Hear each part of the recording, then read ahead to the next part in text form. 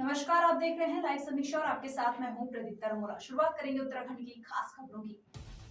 हल्द्वानी में बनभूलपुरा हिंसा के फरार दंगाइयों का पुलिस ने पोस्टर जारी किया है। वरिष्ठ पुलिस अधीक्षक प्रहलाद नारायण मीणा ने बताया कि बनभूलपुरा हिंसा के मास्टरमाइंड अब्दुल मलिक और उसके बेटे अब्दुल मुईद सहित 9 लोगों का पोस्टर जारी किया गया है। इसके अलावा बनभूलपुरा हिंसा में आज 2 दंगाइयों को और गिरफ्तार किया गया है। अब तक गिरफ्तार दंगाइयों की संख्या 44 हो गई है। इस मामले में जो नामजद अभियुक्त थे उनमें से 7 लोगों की गिरफ्तारी हो गई। बाकी जो 9 लोग थे वो फरार चल रहे थे। हमने कोर्ट से वारंट लिए। कोर्ट से वारंट लेने के बाद में इन लोगों की जो कुड़की है वो हमारे द्वारा की जा रही है। साथ ही चूँकि ये लोग सभी वांछित है, अतः इन लोगों के सभी के पोस्टर चिपकाए गए हैं ताकि इनकी गिरफ्तारी में जनता से सहयोग लिया जा सके। कुड़की की कार्रवाई शुरू हो गई है। जल्दी जैसे जैसे इनकी संपत्तियां और उनका जो में पता लग रहा वैसे ही हम कुड़की की कार्रवाई उस जगह जाएंगे। देखिए, हम डाटा ले रहे हैं हर जगह का, तो जैसे जैसे हमें डाटा मिल रहा है उसी तरीके से हम हर जगह इनकी कुड़कियाँ करते जा रहे हैं। 2 और नई गिरफ्तारियाँ हैं, तो इस प्रकार से अब इस प्रकरण में जो टोटल गिरफ्तारी है वो 44 हो गई है। हल्द्वानी के नगर निगम सभागार में जिलाधिकारी की अध्यक्षता में गणमान्य लोगों की बैठक हुई। इस दौरान जिलाधिकारी वंदना सिंह और वरिष्ठ पुलिस अधीक्षक प्रहलाद नारायण मीणा सहित सभी प्रशासनिक अधिकारी मौजूद रहे। साथ ही शहर के सभी सामाजिक संगठन और धार्मिक संगठनों के प्रतिनिधि मौजूद रहे और पिछले दिनों बनभूलपुरा हिंसा के बाद शहर के हालात सामान्य करने व शांति व्यवस्था बनाए रखने को लेकर सभी ने प्रशासन का साथ दिया। साथ ही भविष्य में इस तरह की घटना की पुनरावृत्ति ना हो, इसके लिए जिला प्रशासन को अपने अपने स्तर से सुझाव भी दिए। शहर में शांति व्यवस्था क्योंकि बनी हुई है और बनभूलपुरा क्षेत्र से भी अब ज़्यादातर हिस्से से हमने कर्फ्यू पूरी तरह हटा दिया है। सिर्फ रात में थोड़ा सा प्रिकॉशंस हम लोग ले रहे हैं, तो आगे धीरे धीरे माहौल सामान्य होगा। सभी लोग अपने रोजगार वगैरह पर भी लौटेंगे। तो ऐसे में कुछ घटनाएं, कुछ इस तरह के बयान सामने आ रहे थे अलग अलग संगठनों से कि वो किसी एक विशेष वर्ग को जैसे काम नहीं करने देंगे या बायकॉट वगैरह करेंगे। वो चिंताजनक था। उससे शहर का माहौल भविष्य में भी बिगड़ सकता है। तो हमने आज सभी वर्गों के, सभी प्रकार के व्यवसाय करने वाले जो लोग हैं हल्द्वानी शहर के, उनको बुलाया था। सभी से ये अपील करी गई है कि एक वर्ग विशेष को भी टारगेट ना करें और आपस में भी इस प्रकार की कोई भावना ना रखें, गुस्से की या दुश्मनी की, जिससे आगे भविष्य में शहर की शांति व्यवस्था कोई खतरा हो। सफाई कर्मचारियों की यूनियन की तरफ से भी एक बयान पिछले दिनों आया था कि वो उस क्षेत्र में सफाई नहीं करेंगे। तो ये मैं उनका गुस्सा समझ सकती हूँ क्योंकि सफाई कर्मियों को भी काफ़ी चोटें आई थी उस घटना के दौरान। तो हमने उनको भरोसा दिलाया है कि उनकी सुरक्षा की जिम्मेदारी पुलिस प्रशासन की है और ऐसे सिर्फ एक विशेष एरिया को टारगेट करके कोई बायकॉट वगैरह ना करा जाए, जिससे आगे भविष्य में माहौल ना बिगड़े। सबसे पहले तो जो कुछ भी हुआ 8 फरवरी में वो दुर्भाग्यपूर्ण था। वो एक काला दिवस के तौर पर याद किया जाएगा। यानी यह है कि पूरे राज्य में और पूरे सूबे में, पूरे मुल्क में उसकी जो छवि गंदी हुई है हम लोगों की, वो यकीनन बहुत ज़्यादा दुख की बात है। ऐसा नहीं होना चाहिए था। ख़ास तौर से देखिए, आप यानी पत्रकार बंधु एक मजबूत पिलर और कॉलम है हमारे लिए, और जो सफाई कर्मचारी हैं मजबूत कॉलम है। ये तो बिल्कुल निष्पक्ष जांच करते हैं आप हजरात, हमारा पक्ष रखते हैं। कोरोना यानी समझिए रेलवे वाले मामले में आपने जो रोल निभाया और जो निष्पक्ष हम लोगों की बातें उठाई हैं, आप लोगों के साथ जो पत्थरबाजी हुई और आप लोगों की गाड़ियाँ जली, बहुत ज़्यादा दुख की बात है। साथ साथ सफाई कर्मचारी जो निष्पक्ष तौर पर सफाई का काम करते हैं, सेवा भाव करते हैं, उन लोगों के साथ भी ऐसा हुआ, यकीनन बहुत ज़्यादा दुख की बात है। लेकिन हमें लग रहा था ऐसे मौके पे आप हजरात हमें कोऑपरेट नहीं करेंगे और हमारे जो है सफाई कर्मचारी कोऑपरेट नहीं करेंगे। लेकिन आज की इस मीटिंग में आने के बाद हमारा मनोबल बढ़ा और ऐसा लगा कि आप हजरात जो है, आपके दिलों में बनभूलपुरा क्षेत्रवासियों के लिए कोई नफरत नहीं है। हाँ अलबत्ता जिन्होंने दंगा किया है, दंगाइयों के लिए यकीनन आपके दिल में नहीं, मेरे दिल में बहुत नफरत है कि उन लोगों को कठोर कार्रवाई की मांग की जा रही है और निष्पक्ष तौर पर जो कार्रवाइयाँ हो रही हैं वो ठीक है। आगे के लिए मैं अपील अपनी जनता से और अपने समाज से ये करता हूं कि मुकम्मल तौर पर हमें हर उपरोधियों को ध्यान में रखना पड़ेगा और ख़ास तौर से पत्रकार बंधुओं का और सफाई कर्मचारियों का पूरा ख्याल रखना पड़ेगा। हेली सेवाओं से जुड़ी एक अच्छी खबर है। हल्द्वानी से पिथौरागढ़, मुनस्यारी और चंपावत के लिए 22 फरवरी से हेली सेवा प्रारंभ होने जा रही है। एसडीएम हल्द्वानी ने बताया कि हेली सेवा का ट्रायल सफल होने पर डीजीसीए की अनुमति के बाद यह सेवा 22 फरवरी को प्रारंभ होगी। देखिए, हेरिटेज एविएशन द्वारा यहाँ गौलापार हवाई अड्डे से जो हमारा हेलीपैड है, इससे मुनस्यारी, पिथौरागढ़ और चंपावत 3 स्थानों के लिए हेली सेवा प्रारंभ की जा रही है। 22 तारीख से ये हेली सेवा प्रारंभ होने जा रही है।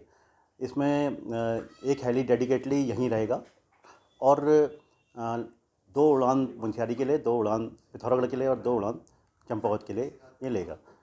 साथ ही जैसा एविएशन वाला हेरिटेज एविएशन द्वारा बताया गया है कि 2500 रुपये इनका किराया चंपावत के लिए, 3000 पिथौरागढ़ के लिए और 3500 रुपये मुंशियारी के लिए नियत किया गया है। कौन कौन से दिन कहाँ के लिए निश्चित किए गए? देखिए, दैनिक रूप से इसमें चलाने का योजना हेरिटेज द्वारा तैयार की गई है और इसकी जो टाइमिंग्स रखी गई है वो सुबह 7:45 से लेकर 4:30 के मध्य में रखी गई है और हर स्टेशन पे 2-2 उड़ान इसमें भरी जाएगी। पौड़ी में सरकारी स्कूल के बाल वैज्ञानिक छात्र और गणित में रुचि रखने वाले छात्रों की प्रतिभा को संवारने के लिए अब अमेरिकन इंडिया फाउंडेशन की टीम छात्रों के हुनर को तलाश रही है।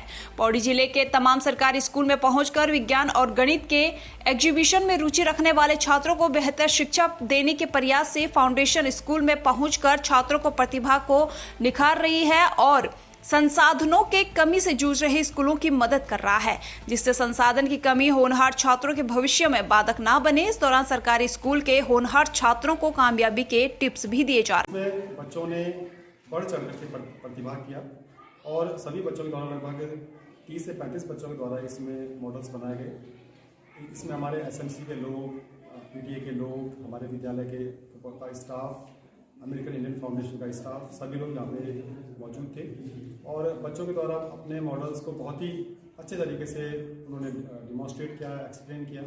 तो निश्चित कहीं ना कहीं ये जो पहल है अमेरिकन इंडिया फाउंडेशन के द्वारा, मैं समझता हूँ कि इसका जो फ़ायदा है आने वाले समय में हमारे बच्चों को मिलेगा और बच्चों की जो क्रिएटिविटी है वो कहीं ना कहीं आगे बढ़ रही है। बच्चे बहुत कुछ सीख रहे हैं। जहाँ पे हम लोग बच्चों को साइंस क्षेत्र में उनका करियर बिल्ड करना चाह रहे हैं, जिसमें हम उनको पूरा सहयोग करेंगे।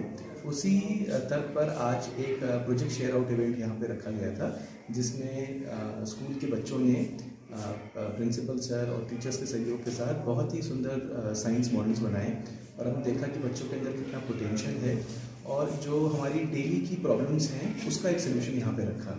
तो मेरे को पूरा विश्वास है कि जिस तरीके के बच्चों ने आज पूरा इंटरेस्ट दिखाया, जिस तरीके से टीचर्स और प्रिंसिपल सर ने इतना इंटरेस्ट दिखाया, मेरे को पूरा विश्वास है कि हमारे उत्तराखंड के बच्चे साइंस के क्षेत्र में ज़रूर आगे बढ़ेंगे और अपना भविष्य बनाएंगे और साथ ही साथ हमारे देश का भी नाम गौरव करेंगे। सितारगंज में बड़ी संख्या में विभिन्न दलों के सैकड़ों लोगों ने भाजपा की सदस्यता लेकर भाजपा में शामिल हो गए हैं। सभासद पंकज रावत व सचिन गंगवार के नेतृत्व में सैकड़ों लोगों ने भाजपा का दामन थामा। सितारगंज से विधायक व उत्तराखंड सरकार में कैबिनेट मंत्री सौरभ बहुगुणा के आवास में आयोजित कार्यक्रम में बड़ी संख्या में अल्पसंख्यक समुदाय के लोगों को भाजपा की सदस्यता दिलाई गई है। नगरपालिका सितारगंज के 2 सभासद पंकज रावत जी और सचिन गंगवार ये अपने सैकड़ों समर्थकों के साथ भारतीय जनता पार्टी परिवार में आए। इस हेतु ये माननीय विधायक मंत्री जी के निवास पे कार्यक्रम था। आज पूरे देश के अंदर आप देखें, प्रदेश के अंदर देखें, लोग भारतीय जनता पार्टी की सदस्यता पाने के लिए आतुर हैं, क्योंकि लोग जानते हैं कि इस देश का विकास अगर कोई कर सकता है तो भारतीय जनता पार्टी कर सकती है। तो जो लोग भारतीय जनता पार्टी परिवार में हैं, इनका स्वागत है। और आज सभी लोगों ने संकल्प लिया है कि जो माननीय मोदी जी का कहना है कि अब की बार 400 पार, 400 से ज़्यादा सीटें लाके भारतीय जनता पार्टी के केंद्र में फिर से नरेंद्र मोदी जी को प्रधानमंत्री बनाया। इसीलिए आज हम सब लोग पार्टी के ज्वाइनिंग कार्यक्रम में सब लोग आए। हरिद्वार के ज्वालापुर में चल रही मीट शॉप नियमों की धज्जियां उड़ा रही हैं। शिकायत पर छापेमारी करने पहुंची नगर निगम की टीम को ज्वालापुर स्थित बकरा मार्केट की कई दुकानों में अनियमितताएं मिली हैं। छापेमारी करने पहुंची टीम ने अवशेष के सैंपल लिए हैं और जांच रिपोर्ट का इंतजार किया जा रहा है। इसके अलावा अनियमितता मिलने पर कई दुकानों के चालान भी किए गए हैं। नगर आयुक्त वरुण चौधरी ने बताया कि ज्वालापुर से मीट शॉप को शिफ्ट करने की कवायद चल रही है। हमारी टीम ज्वालापुर क्षेत्र गई थी और वहाँ पे हमें कंप्लेंट मिली कि एक फीमेल गोट जो है उसका स्लॉटर करके उसके फीटस को फेंका गया था और टीम ने फॉरेंसिक सैंपल भी आज कलेक्ट किया है। जो सैंपल का रिजल्ट हमारे पास जैसे आ जाता है उसमें फिर आगे कार्रवाई की जाए। अयोध्या राम मंदिर दर्शन के लिए हरिद्वार से आज दूसरी आस्था स्पेशल ट्रेन रवाना हुई है। सांसद रमेश पोखरियाल निशंक ने भाजपा नेताओं का साथ ट्रेन को हरी झंडी दिखाकर करीब 1,500 राम भक्तों को यात्रा के लिए रवाना किया है। ट्रेन से यात्रा कर रहे राम भक्त भी जय श्री राम के नारे लगाते हुए अयोध्या के लिए रवाना हुए हैं। आज उस राम जन्मभूमि पर राम के मंदिर का निर्माण हो गया, रामलला विराजमान हो गए, लेकिन पूरा देश नहीं, पूरी दुनिया आज राममय हो गई है।